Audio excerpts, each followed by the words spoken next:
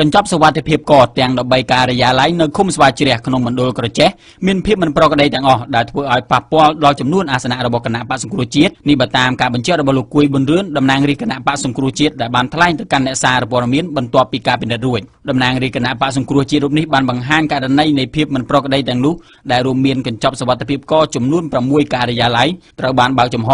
ចំនួនសញ្ញាឆ្នោតមិនបានការប្រែប្រួលខុសពីទម្រង់1104ដែលគោចបផ្ដល់ថ្ងៃទី28កក្កដានិងថ្ងៃទី30កក្កដារួមទាំងការកើនឡើងសម្លេងរបស់គណៈបកតូចៗផងដែរសម្រាប់លោកគួយប៊ុនរឿនប្រសិនបើភាពមិនប្រក្រតីមានតែ25ទៅ50សម្លេងនោះវានឹងធ្វើឲ្យគណៈបកប្រជាជនកម្ពុជាឬគណៈបកសង្គ្រោះជាតិបាត់បង់អាសនៈដែលនឹងត្រូវទទួលបានហើយដូច្នេះហើយមន្ត្រីគណៈបកសង្គ្រោះជាតិរូបនេះបានទទូចឲ្យក្រុមប្រឹក្សាធម្មនុញ្ញបើកការស៊ើបអង្កេតលើបណ្ដឹងទាំង15របស់គណៈបកសង្គ្រោះជាតិថែមទៀតគ្មានការឆ្លើយតបភ្លាមពីក្រុមប្រឹក្សាធម្មនុញ្ញចំពោះការបើកកញ្ចប់សវត្ថិភាពនៅក្នុងខេត្តផ្សេងដោយការចង់បានរបស់គណៈបកសង្គ្រោះជាតិនោះឡើយប៉ុន្តែលោកព្រំញៀនវិចិត្រតំណាងក្រុមប្រឹក្សាធម្មនុញ្ញបានថ្លែងឲ្យដឹងថាក្រោយពីក្រុមប្រឹក្សាធម្មនុញ្ញពិនិត្យមើលឃើញភាពមិនប្រក្រតីទាំងនេះហើយស្ថាប័នកម្ពុជាមួយនេះនឹងពិចារណាលើការបើកសវនាការជាសាធារណៈលើភាពមិនប្រក្រតីទាំងនេះដើម្បីផ្ដល់យុត្តិធម៌ដល់ដើមបណ្ដឹងលោកព្រំញៀនវិចិត្របានបញ្ជាក់ថាក្រុមប្រឹក្សាធម្មនុញ្ញនឹងដោះស្រាយរាល់បណ្ដឹងទាំងអស់របស់គណៈបកសង្គ្រោះជាតិឲ្យបានមុនថ្ងៃប្រកាសលទ្ធផលជាផ្លូវការ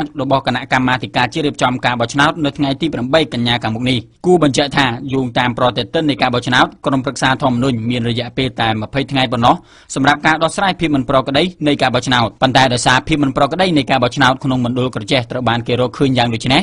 មន្ត្រីគណៈបក្សសង្គ្រោះជាតិស្នើឲ្យមានការពន្យាពេលការប្រកាសលទ្ធផលបោះឆ្នោតជាផ្លូវការគួររំលឹកថាការប្រកាសលទ្ធផលបណ្ដោះអាសន្នរបស់គោចបសម្រាប់មណ្ឌលខេត្តក្រចេះគណៈបក្សសង្គ្រោះជាតិទទួលបាន1អាសនៈនិងគណៈបកប្រជាជនកម្ពុជាទទួលបាន2អាសនៈ